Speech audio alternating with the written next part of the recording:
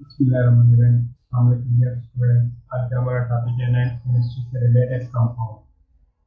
Compound कैसे बनते हैं आज हम अपने इस लेक्चर में ये डिस्कस करेंगे। उसके बाद देखेंगे जो हमारे पास आयनिक कंपाउंड हैं वो आज़ादाना तौर पर क्यों नहीं पाए जा सकते।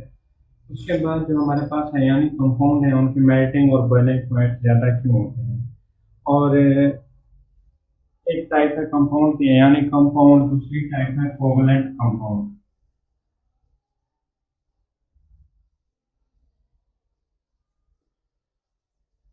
कोवलेंट कंपाउंड में भी हम ये देखेंगे जो हमारे पास कोवलेंट कंपाउंड है ये आज़ादाना तौर पर क्यों पाए जा सकते हैं और इनकी जो मेल्टिंग और बॉइलिंग पॉइंट है वो लो क्यों होते हैं।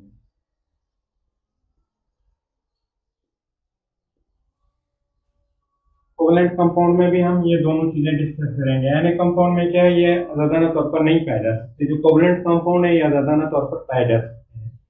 इसकी क्या रीजन है। उसके बाद यानी कंपाउंड के जो मेल्टिंग और बॉइलिंग पॉइंट हैं ये ज्यादा हैं। जो कोवलेंट कंपाउंड है उनकी मेल्टिंग और बॉइलिंग पॉइंट लो हैं, उसकी क्या वजह है, ये हम सारी चीजें देखेंगे। आइए हम देखते हैं कि कंपाउंड है क्या।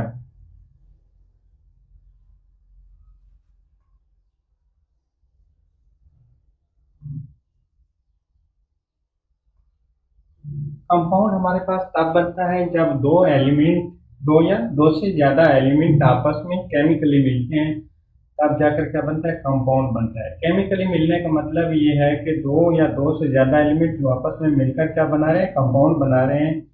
वो आपस में इलेक्ट्रॉन या तो शेयर करते हैं या कोई एक एटम दूसरे एटम को इलेक्ट्रॉन दे देता है या कोई एटम दूसरे एटम से इलेक्ट्रॉन ले लेता है। उनके दरमियान बॉन्ड बनता है। इस नतीजे में उसको कहते हैं केमिकल बॉन्ड। इस तरह हमारे पास एक कंपाउंड प्रोड्यूस हो जाता है, पैदा हो जाता है।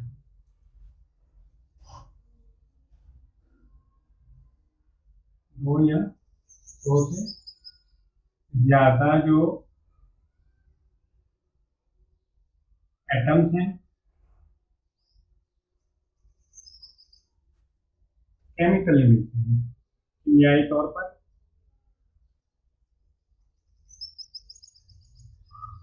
मिलते हैं, तब क्या बनता है, कंपाउंड बनता है। अच्छा, ये जो एटम्स मिलते हैं, ये एटम्स जब मिलते हैं इनका मैच क्या होता है, फिक्स होता है। अब देखिए हमारे पास क्या बन रहा है, कार्बन डाइऑक्साइड बन रही है कि हमारे पास जो कार्बन है, कार्बन कितने बार बनाता है, चार बार बनाता है। ऑक्सीजन इसके साथ मिलेगी, क्या बनेगा, कंपाउंड बनेगा, CO2। ये जो CO2 बना है ये कैसे बना है, हमारे पास कार्बन के पास जो चार इलेक्ट्रॉन थे वो क्या किया, कार्बन ने दो इलेक्ट्रॉन एक ऑक्सीजन के साथ शेयर किए और दो इलेक्ट्रॉन दूसरे ऑक्सीजन के साथ शेयर किए। इसी तरह एक ऑक्सीजन कितने बार बना सकता है, दो बार बना सकता है। तो कार्बन डाइऑक्साइड का जो स्ट्रक्चर होगा वो कुछ इस तरह से होगा।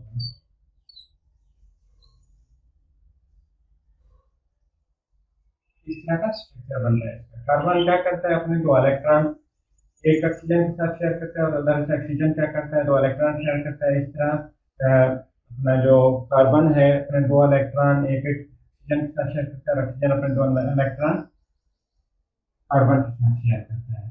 अब फिक्स मैच के साथ मिलते हैं। फिक्स मैच का मिलने का मतलब क्या है, हमारे पास कार्बन का एटॉमिक मैच है 12 और एक ऑक्सीजन का जो एटॉमिक मैच है वो क्या है, 16 है। हमारे पास कितने ऑक्सीजन है, दो है।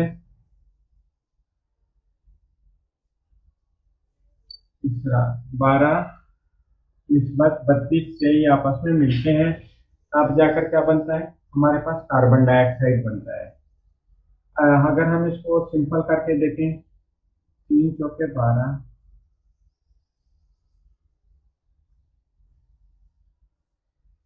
तीन अठे 32। इस निस्बत से क्या करेंगे, कार्बन और ऑक्सीजन मिलेंगे, हमारे पास क्या पैदा होगा, कार्बन डाइऑक्साइड पैदा होगा। अब कार्बन और ऑक्सीजन क्या हुए हैं, कीमियाई तौर पर आपस में मिले हैं, हमारे पास एक कंपाउंड बना है जिसको हम क्या कहते हैं, कार्बन डाइऑक्साइड कहते हैं। अच्छा, हमारे पास जो कंपाउंड है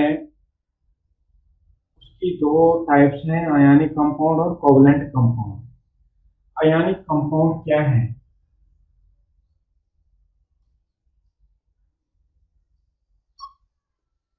आयनिक कंपाउंड तब बनते हैं जब दो ऐसे एटम आपस में क्या करते हैं, केमियाई तौर पर मिलते हैं, जिनमें एक एटम की क्या होती है, इलेक्ट्रोनेगेटिविटी वैल्यू कम होती है, दूसरे की इलेक्ट्रोनेगेटिविटी वैल्यू ज्यादा होती है। इलेक्ट्रोनेगेटिविटी कहते हैं इलेक्ट्रॉन को अपनी तरफ खींचने की ताकत। जिस एटम की इलेक्ट्रोनेगेटिविटी ज्यादा होगी वो क्या करेगा, दूसरे एटम से इलेक्ट्रॉन अपनी तरफ खींचेगा। जब वो इलेक्ट्रॉन अपनी तरफ खींचेगा उस पर क्या चार्ज आएगा, मंफी का आएगा। जो इलेक्ट्रॉन छोड़ेगा उस पर क्या चार्ज आएगा, जमा का चार्ज आएगा। तब जाकर क्या बनते हैं, आयनिक कंपाउंड बनते हैं। अब फॉर एग्जांपल हमारे पास क्या है, NaCl।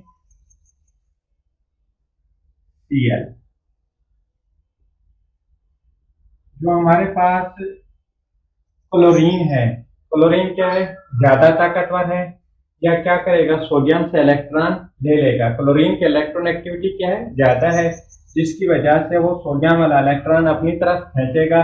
जब ये इलेक्ट्रॉन अपनी तरफ खींचेगा, क्योंकि इलेक्ट्रॉन पर क्या चार्ज है, मंफी का चार्ज है, तो क्लोरीन पर मंफी चार्ज जाहिर होगा। और सोडियम ने क्या किया है, मंफी वाला चार्ज छोड़ा है, मतलब इलेक्ट्रॉन छोड़ा है, तो सोडियम पर क्या चार्ज आएगा, जमा का चार्ज आएगा।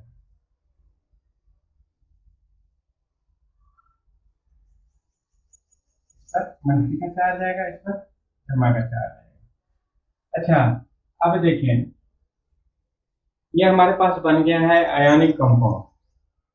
आयनिक कंपाउंड क्या कह रहे हैं कि डोंट एग्जिस्ट इंडिपेंडेंटली, या आजादाना तौर पर नहीं रह सकते।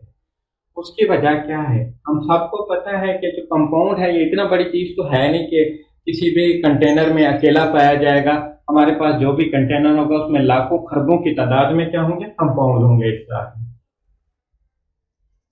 जब इस तरह के लाखों खरबों की तादाद के कंपाउंड होंगे तो जाहिर है हर सोडियम पर क्या चार्ज होगा, उसमें प्लस का चार्ज होगा, और क्लोरीन पर क्या चार्ज होगा, मंफी का चार्ज होगा। ऐसे इस साइड पे कोई और सोडियम होगा, उस पर क्या होगा, प्लस का चार्ज होगा, और इस पर पार्शियल नेगेटिव चार्ज होगा क्लोरीन पर। इस साइड पे क्या होगा, क्लोरीन पर सोडियम पर पार्शियल पॉजिटिव चार्ज, क्लोरीन पर पार्शियल नेगेटिव चार्ज। हमें पता है जो अपोजिट चार्जेस हैं वो क्या करते हैं, एक दूसरे को अट्रैक्ट करते हैं। अपोजिट चार्जेस क्या करते हैं, एक दूसरे को अट्रैक्ट करते हैं। जब ये अपोजिट चार्जेस क्या करेंगे, एक दूसरे को अट्रैक्ट करेंगे, इस नतीजे में इनके दरमियान पैदा होगी एक फोर्स जिसको कहते हैं इंटरमॉलिक्यूलर फोर्स। इंटरमॉलिक्यूलर फोर्स क्या है, इंटरमॉलिक्यूलर फोर्स का मतलब है इंटर मीन बिटवीन, दरमियान में। तो मॉलिक्यूल्स के दरमियान जो फोर्स है उसको क्या कहते हैं, इंटरमॉलिक्यूलर फोर्स। अब ये इंटरमॉलिक्यूलर फोर्स जितना ज्यादा मजबूत होगी और तादाद में जितना ज्यादा होगी, हमारे पास इसको तोड़ने के लिए उतना ज्यादा हीट लगानी पड़ेगी। अच्छा, इसी इंटरमॉलिक्यूलर फोर्स की वजह से, क्योंकि ये एक सोडियम क्लोराइड का कंपाउंड है, ये दूसरा कंपाउंड है हमारे पास, ये तीसरा कंपाउंड है हमारे पास, ये दूसरा है हमारे पास। अब देखें, इस इंटरमॉलिक्यूलर फोर्स की वजह से फर्स्ट जो कंपाउंड है सोडियम क्लोराइड का, ये अकेला नहीं रह सकता, क्योंकि इसने अपना ताल्लुक बनाया हुआ है सोडियम क्लोराइड के दूसरे कंपाउंड के साथ। इसी तरह तीसरे ने दूसरे के साथ ताल्लुक बनाया हुआ है। तो इन कंपाउंड्स का अकेला रहना नामुमकिन है। ये अकेले कब हो सकते हैं, जब ये वाली फोर्स टूटेगी। इस फोर्स को तोड़ना इतना आसान नहीं होता, क्योंकि ये जो आयनिक कंपाउंड है, आयनिक कंपाउंड में जो इंटरमॉलिक्यूलर फोर्स है वो कोवलेंट कंपाउंड की निस्बत ज्यादा मजबूत होती है। इस वजह से हम जो आयनिक कंपाउंड है उनके फार्मूला यूनिट की बात करते हैं। आयनिक कंपाउंड मॉलिक्यूल की शक्ल में नहीं पाए जाते, क्योंकि उनके दरमियान अपोजिट चार्जेस की वजह से इंटरमॉलिक्यूलर फोर्स डेवलप होती है। उनका मॉलिक्यूल अकेला नहीं रह सकता, उनका कंपाउंड अकेला नहीं रह सकता, जिसकी वजह से हम उनके फार्मूला यूनिट की बात करते हैं। अगर हमसे कोई कहे कि सोडियम क्लोराइड का फार्मूला यूनिट क्या है, तो हम कहते हैं NaCl है। सोडियम क्लोराइड का फार्मूला यूनिट क्या है, NaCl है। इसी वजह से इन्हीं इंटरमॉलिक्यूलर फोर्स की डेवलपमेंट की वजह से जो आयनिक कंपाउंड हैं वो अकेले नहीं रह सकते। अब दूसरा क्वेश्चन क्या है? दूसरा क्वेश्चन ये है, why ionic compound have high melting and boiling point. उसका जवाब भी यही है कि अपोजिट चार्जेस की वजह से जो आयनिक कंपाउंड के एलिमेंट्स हैं उनके दरमियान इंटरमॉलिक्यूलर फोर्स डेवलप होती है। ये इंटरमॉलिक्यूलर फोर्स मजबूत होती जाती है, जिसकी वजह से इसको तोड़ना मुश्किल होता है, हमें ज्यादा हीट करना पड़ता है। हीट जितना ज्यादा करेंगे उस चीज का मेल्टिंग और बॉइलिंग पॉइंट उतना ही बढ़ता जाएगा। अब हमारे पास है कोवलेंट कंपाउंड। आयनिक कंपाउंड के बाद है कोवलेंट कंपाउंड।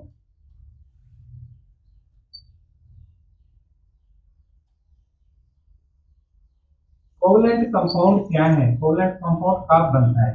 आयनिक कंपाउंड तब बनता था जब दो मुख्तलिफ इलेक्ट्रॉन एक्टिविटी रखने वाले एलिमेंट्स आपस में मिलते थे केमियाई तौर पर, तब जाकर क्या बनता था? आयनिक कंपाउंड बनता था। कोवलेंट कंपाउंड तब बनता है जब दो एक जैसी इलेक्ट्रॉन एक्टिविटी रखने वाले एलिमेंट आपस में क्या करते हैं? केमियाई तौर पर मिलते हैं, उनके दरमियान क्या बनता है? कोवलेंट बॉन्ड बनता है। ऐसे कंपाउंड को क्या कहते हैं? कोवलेंट कंपाउंड कहते हैं। इसकी एग्जांपल है हमारे पास, ये हमारे पास कार्बन है, दूसरी साइड पे हमारे पास क्या है? हाइड्रोजन है, इधर भी हाइड्रोजन। एक कार्बन चार बॉन्ड बना सकता है।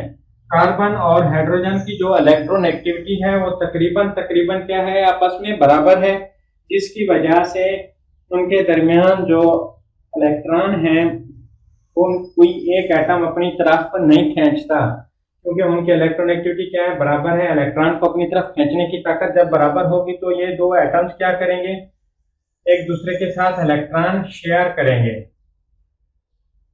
जब इलेक्ट्रॉन शेयर होता है तो शेयरिंग के नतीजे में किसी भी एटम पर पॉजिटिव या नेगेटिव चार्ज नहीं आता, क्योंकि ये दोनों इलेक्ट्रॉन्स पर क्या होता है? दोनों एटम्स का बराबर बराबर हक होता है। इस वजह से किसी भी एटम के ऊपर पॉजिटिव या नेगेटिव चार्ज पैदा नहीं होता।